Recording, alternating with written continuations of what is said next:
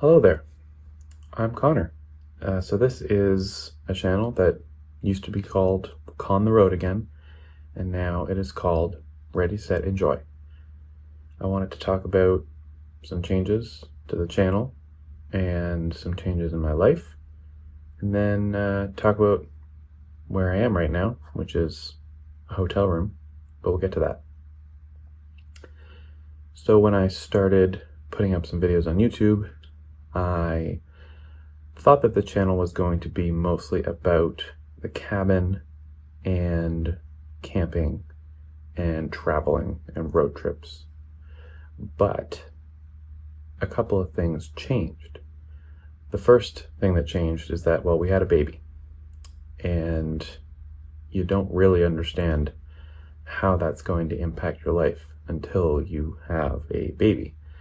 And so with that change, we're still going to travel, and we're still going to the cabin, and we're still going to do road trips, but it's going to be more difficult to spend time during those trips filming things and trying to make a video, as compared to last winter when I was building the shed and all of these things. I had a lot more free time, essentially. And so I've been thinking about it for a while. I haven't made a video in, I think, 3 or 4 months. And I wanted to figure out what the next evolution of this is going to be. Something that can be a little bit more sustainable. And I think covers maybe a wider breadth of my interests, not just the cabin and camping. So the new name of the channel is Ready, Set, Enjoy. And that has a pretty specific meaning, and I want to try to explain it.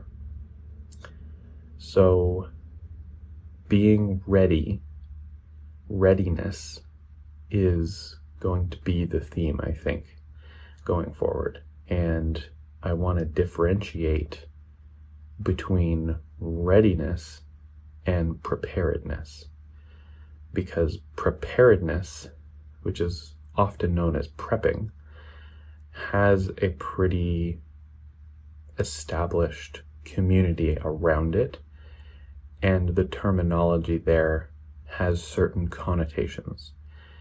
And I don't think that everyone views preparedness in the same way. There are people who are, doing tactical bug out scenarios. There are people who are preparing to, live off grid after a natural disaster for months at a time. And believe me, I have interest in some of that content. I don't relate to all of it. I don't relate to the tactical, camo weapons part of it. That's just not anything that I'm interested in. But the nugget of having the tools for the job is, I think, what really resonates with me, which is why I've done some videos on everyday carry. I've done videos on, our truck and all the gear I keep in the truck in order to be prepared for different scenarios. But I wanted to choose a word that wasn't prepared because of the current connotation. Not that it's a bad connotation, I just want to have a slight differentiation from that community. And so I'm going to use the term readiness. And the purpose of the channel is going to be, how do you remain ready or get ready for scenarios in your life, but with the specific focus on being able to enjoy yourself once you get ready, if you know what I mean.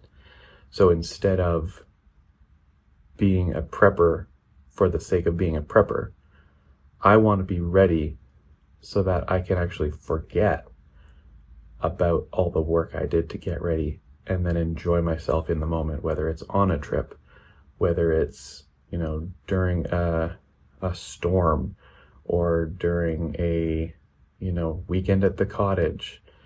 I want to be able to trust that I have done the work to get ready so that I don't have to worry. I can be more present. I can spend more quality time with people. And I want to be able to still be able to pull out the right tool if something breaks, or, have light and water and all these things. If the power goes out at the cabin, I want to be ready for all of those things. But I'm not preparing for some disaster scenario that, while of course it's possible it could happen, that's not what I'm really interested in doing. I'm not preparing for preparedness sake. I'm being ready for enjoyment's sake. And I hope that makes sense. So that's going to be what I focus on moving forward.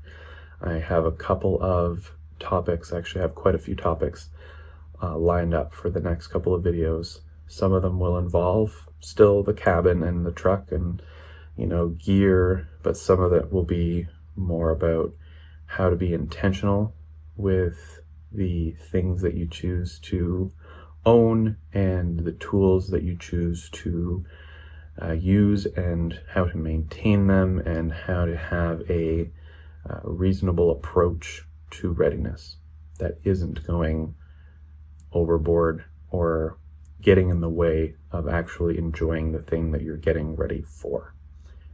So that's why I newly named the channel Ready, Set, Enjoy.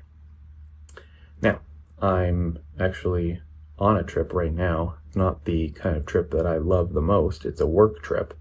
And I flew in here to Dublin overnight last night, the red eye. And I think the first video I'm going to do here is how did I get ready for this trip? What did I pack? How did I pack it? What did I choose to bring with me? What is my carry, given that can't bring knives or multi-tools, or most multi-tools on a plane? So let's get into that. We'll take a look at my gear and my bags, and I hope that all of you can check out the next couple of videos on being ready so that you can enjoy your life. Let's get into it. All right, so here is the travel setup. I like to avoid roller bags if at all possible. Oh no, there it goes. Well, there you go. It knew I was talking about it. So here is the Peak Design 45-liter travel backpack that I prefer to go with when I'm traveling. Let's bring this out a little bit. So I've had this bag since it launched on Kickstarter a couple of years ago. And since I had this bag, I've more or less stopped using roller suitcases unless the trip is more than, say, 7 days. I can very easily do 5 days out of this bag. I can squeeze in 7 days if I don't need any heavy coats or anything like that. And I really, really love this bag. I don't know if it's coming across, but it's like kind of a little bit dirty. But I've had this bag for, I think at least 2 years. I think maybe even 3 years. I'll have to look up exactly when this bag was released, but I've had it since day one, since they released it, and I've been extremely happy with it. So it's very, durable. It's been through some weather. It's been through some rough travel. It's come to the cabin with me, almost every weekend through those years that I've owned it. And there's some slight dirt on the front, which if I took a wet, paper towel to it, would come off immediately. So let's start with this bag, and then we'll move to the sling bag. So starting on the side, I have a Yeti bottle fits really comfortably in this side pouch. It can also fit in Nalgene, but lately I've been more impressed with the Yeti just because it's so well insulated. It keeps water cold for a very long time, and I have to drink a lot of water. I'm a big water drinker. Coming to the front of the bag, so this entire front panel unzips and opens up pretty much all the way. So in this front large pouch, I have my 12.9-inch iPad Pro. I have my Sony, I'm going to get the acronym wrong, WH1000XM3 or whatever the acronym is. It's the previous gen, really good Sony Bluetooth headphones that everybody likes. And then I've got the book that I'm currently reading, which is the first book in the Silo series. If anybody is familiar with that Apple TV show, I decided to read the books after watching the TV show.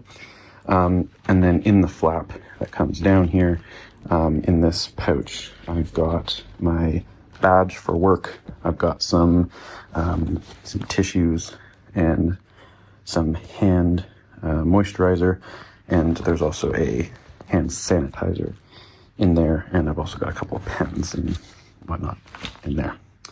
And then behind the iPad, there is this pocket here, and that's where I keep all of my chargers and cables for the iPad, for my laptop, for my phone. So that's the front large pocket.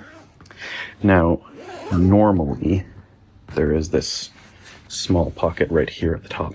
Normally, when I'm not traveling on a plane, this pocket contains a fixed blade. I usually keep my Leatherman Garage 007 fixed blade in here because when I get to the cottage, which is usually what I'm using this bag for, I will put my Bug Out Mini in this pocket, take out the fixed blade, and carry the fixed blade for the, if I'm at the cottage for the weekend, I'll carry the fixed blade.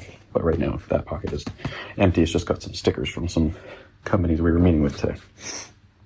So then we come around to the rest of the bag. Now, it has these full-length side zippers, but to be quite honest with you, I almost never use these side pockets. They're mostly meant for camera gear pulling in and out. And I will use them occasionally if I have, if I'm walking around with the bag and I don't have a good place to set it down, I'll flip it around from my back and I'll open that side to pull something out. But for the most part, I will open it all the way. So let's open the full extent of the bag and we'll get into it.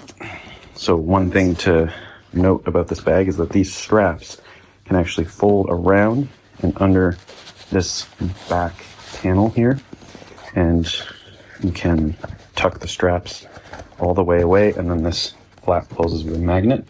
And when you put both of the straps away, it's got this center handle here.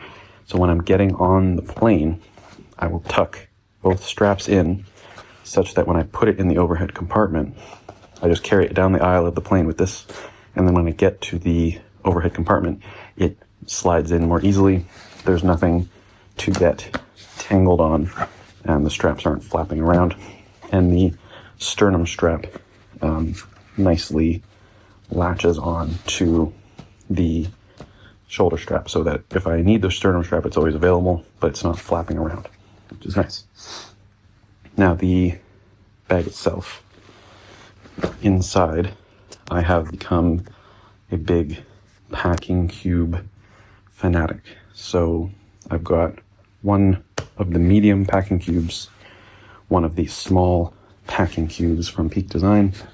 I have my sunglasses case, which I have put a paracord and Espiner lanyard on so that I can clip it to the fanny pack if I'm walking around town. And then I have the Peak Design small toiletry bag, which is honestly a wonderful little bag. You'll see it's also fairly beaten up because I take it everywhere with me. and it's a really, really, really excellent little toiletry bag. And then my one like weird luxury that I like to bring with me that is kind of stupid and not efficient, but I love it, so I bring it with me, is this Anchor 3-in-1 charging cube. So you can put your iPhone on the front, your AirPods on that platform, and then your Apple Watch on that platform. And I just like it so much because at the hotel, you put the iPhone in standby mode, it's your clock, and with one cable, you're charging all 3 of your major Apple devices. And it just means that you can bring fewer USB cables with you. And so even though it's heavy and it's dense, and almost every time I go through airport security, they flag my bag because they wonder what the hell this thing is. It looks really weird on an X-ray machine, I guess, but it's just the one little luxury that I like to bring with me. Small packing cube has like socks, underwear, small stuff. And then the medium packing cube has my shirts, pants, usually a sweater, and all of this. The current trip I'm on is only 4 days, so it's not even that full. But I can, like I said, if it's warm weather, I can pretty easily do 7 days out of these packing cubes. So yeah, that is the main part of the bag. This tucks in perfectly there. This tucks in next to the wash pouch, and then my sunglasses case kind of rests right there. And then my work laptop is up here in the laptop sleeve, but when I'm not traveling for work, I do not bring that, of course, and so I just use my personal iPad because that's honestly my main personal computer is my 12.9-inch iPad. So there's the main bag. Then the sling bag is obviously a little bit different because I am traveling, right? Another little paracord lanyard that I added here. Let me try to unzip this one-handed. So starting at the back here, there's a little magnetic pouch, which, to be quite honest with you, this magnetic pouch is the only real complaint that I have ever had with a Peak Design product. This magnet here that does the closure, you can kind of hear it like there. The magnet is too weak. It doesn't hold very well, especially if you have more than just a little bit in this pocket. But anyways, so this pocket is where I store my passport, and that's it. I just like to have the passport close to my body when I am traveling. And when I don't have a passport in there and I'm walking around with this at home, that's where I'll put my phone, because my phone fits in there pretty nicely. But passport and the phone together is too much. Now, in here is my kind of travel carry. So I have a European charging brick in here. Usually I do not have any charging brick in here, but I had to go to the store when I arrived here because I forgot to bring an international charger. So I ran to the store, grabbed this, took it out of the box, shoved it in the pack. And it came with a USB cord. Again, I don't usually carry a 3-foot long USB cord in the sling bag, but it came with the charger, so there you go. Now, in the actual bag, AirPods. Normally, when I'm walking around at home, doing my normal thing, these are actually in my front left pocket, but because I've been in work meetings all day long, there was no point in having these in the pocket, so I threw it in the sling bag, also not usually in here. Next up is my Phoenix flashlight.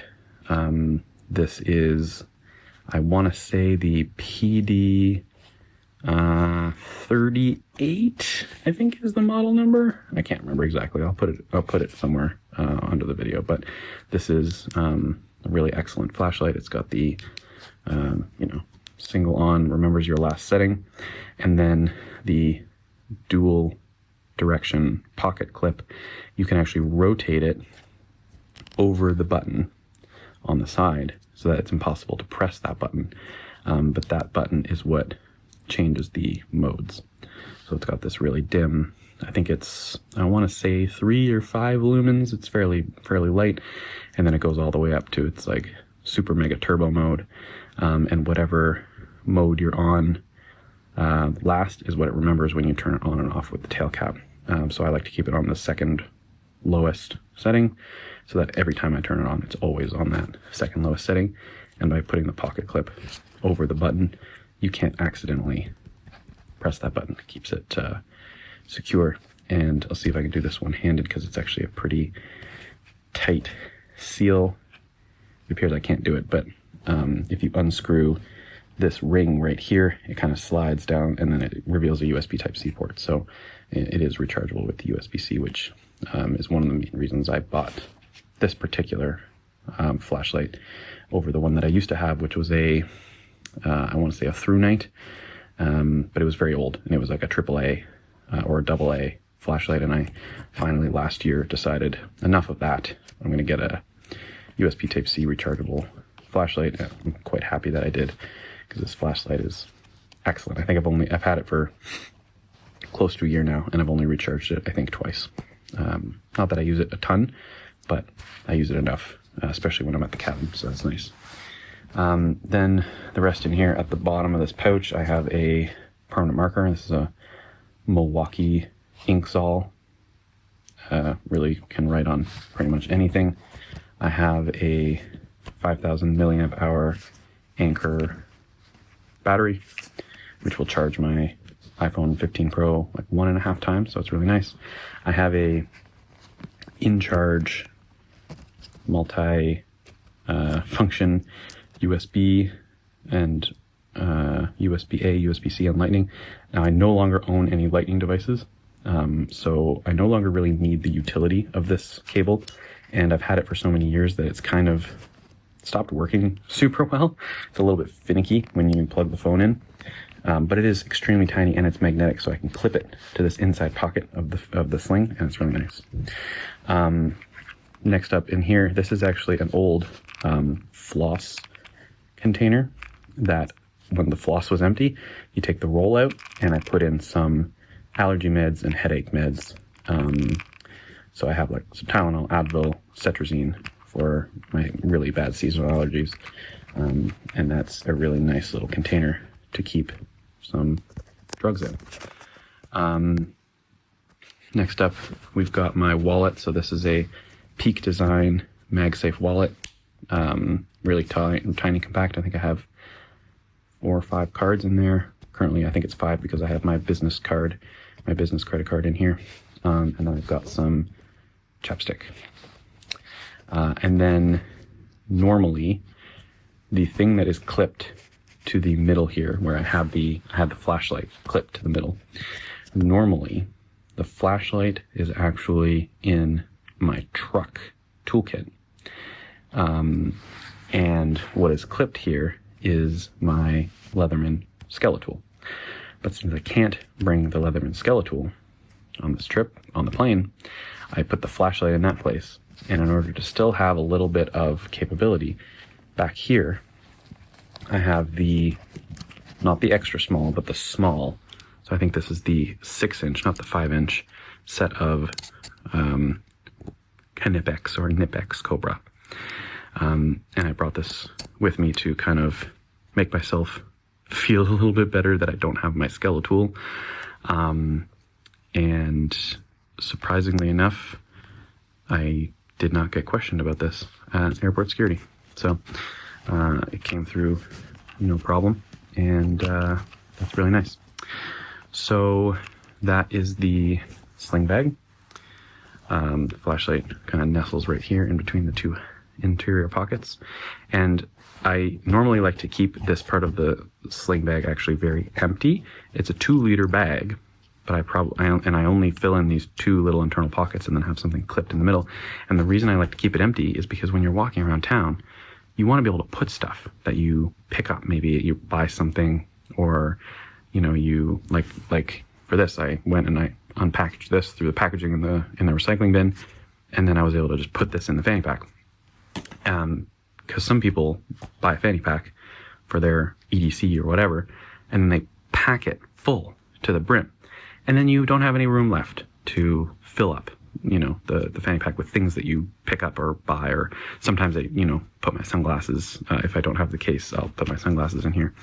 and it's just nice to have extra room, so that A, it's not super packed and hard to get stuff out, it's not super heavy, and you've got room to put random bits and bobs, like maybe it's receipts, or you get something from the store, or you have leftover snack or something, a granola bar that you want to put in there. So I think that's really nice.